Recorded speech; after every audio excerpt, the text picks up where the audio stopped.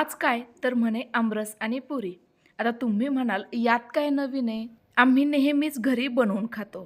पण आहो थांबा, माझी ही पुरी बघा ना, किती वेळेस दाबली तरी देखील जसून तशीच टम्म फुलतीये. तेलकट तर अजिबात नाही आणि मस्त अशी खुसखुशीत आहे. याच सोबत केलाय छान असा दाटसर मऊसूत आमरस. तसं तर आमरस बनवणं पुरीहून सोपं असतं, पण सध्याला ना खूप जास्त प्रमाणात लाईट जातीये. मग अशा वेळेला लाईट शिवाय म्हणजेच मिक्सर शिवाय हा आमरस कसा बनवायचा याचीच रेसिपी तुमच्यासोबत शेअर करणार आहे. तर नमस्कार, मी तेजश्री खाद्यप्रेमीच्या यूट्यूब चॅनलमध्ये तुम्हा सर्वांचं खूप खूप खूप मनापासून स्वागत करते. चला तर मग लगेच रेसिपीला सुरुवात करूया. तर रेसिपीला सुरुवात करण्या अगोदर छोटीशी पूर्वतयारी करूयात. तर सर्वांत अगोदर मी या ठिकाणी 1 किलो देवगड हापूस आंबा घेतलाय. तुम्ही कोणताही तुमच्या आवडीचा आंबा वापरू शकता.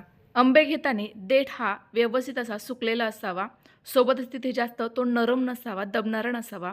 पूर्ण आंबाना हातावर घेतला की जड लागायला हवा. संपूर्ण साईडने हा हलकासा दाबून बघायचा. व्यवस्थित सॉफ्ट लागला तर समजायचे आंबे व्यवस्थित आहे, आणि जर पटकन बोट दबलं गेलं तर समजायचं त्या ठिकाणी आंबा आतून खराब निघणार आहे. आता संपूर्ण आंबे बुडेल इतकं पाणी घालायचे आणि हे जरा वेळाकरिता साईडला ठेवून द्यायचं. आता पुरीची कणिक भिजवून घेऊ. त्याकरिता 2 कप गव्हाचं पीठ घेतलं. यासोबत घेऊयात 2 चमचे बारीक रवा. यामुळे पुरी अजिबात तेलकट न होता छान अशी खुसखुशीत तयार होते. यासोबत घेऊयात 2 चमचे बेसन पीठ. बेसन पिठामुळे पुरी अजिबात तेलकट होत नाही, जास्तीत जास्त काळापर्यंत टम्म फुललेली राहते आणि रंग देखील सुरेख येतो. सोबतच चवीनुसार मीठ घालू, व्यवस्थित मिक्स करू आणि पुन्हा एकदा 2 चमचे कडकडीत तेलाचं मोहन घालू. तर तेल बघा मी व्यवस्थित गरम करून घेतलं. यामुळे देखील पुरी छान अशी खुसखुशीत तयार होते. संपूर्ण जिन्नस पुन्हा एकदा व्यवस्थित मिक्स करून घेऊ. तेल गरम आहे त्यामुळे हळूवार व्यवस्थित मिक्स करा. आता थोडं थोडं करत नॉर्मल टेम्परेचरवरच रेग्युलरचं पाणी वापरायचं आणि ही कणिक छान अशी घट्टसर परंतु मऊसूत भिजवून घ्यायची. चपातीच्या कणकेपेक्षा घट्टसरच मळायची. जर कणिक आपली सैलसर असेल तर पुरी लवकर नरम पडते, तेल जास्त पिते, आणि अतिच प्रमाणात घट्टसर हे कणिक भिजलं तर मग पुरीला क्रॅक जातात, व्यवस्थित गोल लाटता येत नाही.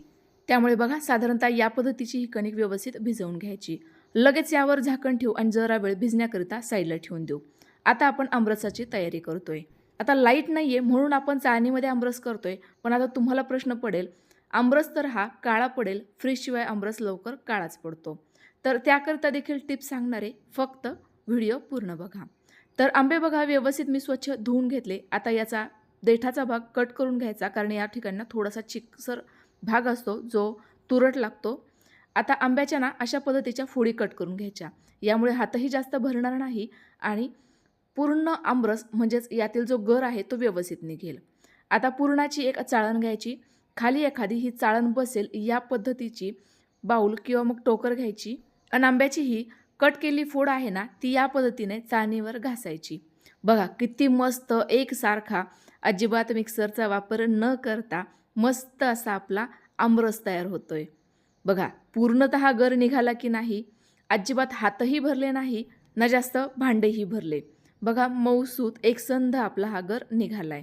आता बरेच जण म्हणतील आम्हाला तर गोळ्या गोळ्यांवालाच रस आवडतो. पण काय आहे ना, आंबे खूप महाग झालेत. घरात जर जास्त पाहुणे आले असतील तर अशा वेळेला ना हीच पद्धत वापरावी लागते. यामुळे कमी आंबे वापरून देखील छान असा दाटसर आणि भरपूर सारा आमरस तयार होतो. जो कोळीचा भाग आहे ना तो देखील या पद्धतीनेच घासून घासून घ्यायचा. यामुळे आंब्याचा कोणताही पार्ट वाया जाणार नाही किंवा रस वाया जाणार नाही. तर बघा रेसिपीच्या सुरुवातीच्या क्लिप्स आणि आताच्या क्लिप्स, तुम्हाला आताच्या क्लिप्स जर अशा अंधारातल्या वाटत असतील तर गंमत सांगू का कॅमेरा मागची, ती म्हणजे ना मी आता बघा लाईटशिवाय आमरसाची रेसिपी शेअर करते आणि लगेचच लाईट गेली. एवढा संपूर्ण रेसिपी मागचा स्ट्रगल असतो. बरं ते सोडा, आपल्या संपूर्ण आंब्यांचा रस काढून झालाय. आता ह्या साली देखील अजिबात वाया जाऊ द्यायच्या नाही आहे, कारण तुम्हाला सांगू का या सालींमध्ये खूप जास्त प्रमाणात अँटीऑक्सिडंट असतं. ते ना अशा पद्धतीने पाण्याने धुवून घ्यायचं. यामुळे आमरस जास्त चविष्ट, पचायला हलका तयार होतो आणि नक्कीच क्वांटिटी पण वाढते. आता चवीनुसार साखर घालूयात. तर माझे हे आंबे खूप मस्त असे गोड होते, त्यामुळे अगदी पावच कप मी साखर वापरली आहे. आणि जर असं ना मीठ घालते. मिठामुळे आमरस अजिबात काळा पडत नाही. सोबतच हा तुमचा जर वर्षातला पहिलाच आमरस असेल तर तो अजिबात बाधणार नाही, म्हणजेच तुम्हाला अजिबात त्रास होणार नाही. संपूर्ण जिन्नस व्यवस्थित एकदा मिक्स करून घेऊ. बघा किती मस्त असा एकसंध आणि अजिबात रंग न बदलता आपला हा आमरस तयार झाला आहे. हा आमरस काळा पडू नये म्हणून एकतर तुम्ही काचेचं भांडं वापरा किंवा चिनी मातेचं. ही टिप्स नक्की लक्षात ठेवा. तर एवढ्या वेळामध्ये बघा आपली पुरीची जी कणिक होती ती देखील छान भिजली आहे. व्यवस्थित पुन्हा एकदा मळून घेते जेणेकरून ती आणखी जास्त सॉफ्ट तयार होईल. आता तुम्हाला या कणकेची जर छोटे गोळे तयार करून पुरी लाटता येत असेल तर तशी लाटा किंवा मग एक मोठ्या आकाराची पोळी लाटून नंतर झाकणाच्या मदतीने कट करून घ्या. तुम्हाला जी पद्धत सोपी वाटेल ती वापरू शकता. आता मी एक लांबट गोल आकाराचा उंडा तयार करून घेतला.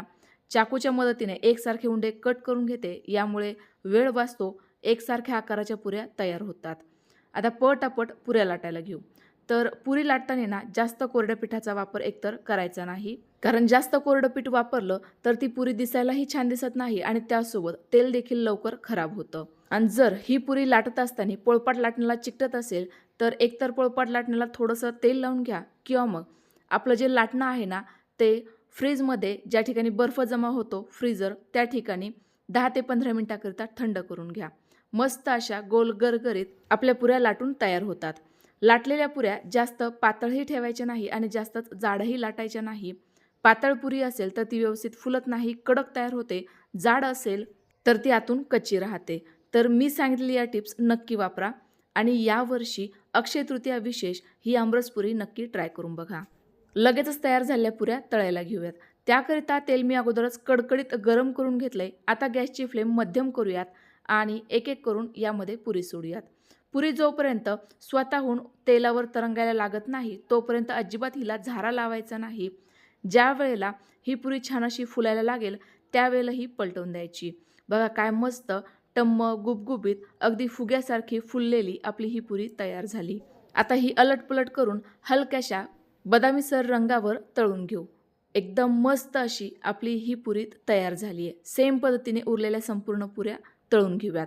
पुऱ्या तळताना महत्त्वाच्या टिप्स लक्षात ठेवायच्या. एक म्हणजे तेल कडकडीत गरम असावं, दुसरं म्हणजे गॅसची फ्लेम मध्यम ते फुल असावी आणि तिसरं म्हणजे पुरी जोपर्यंत स्वतःहून तेलावर तरंगायला लागत नाही तोपर्यंत ही अजिबात पलटवायची नाही.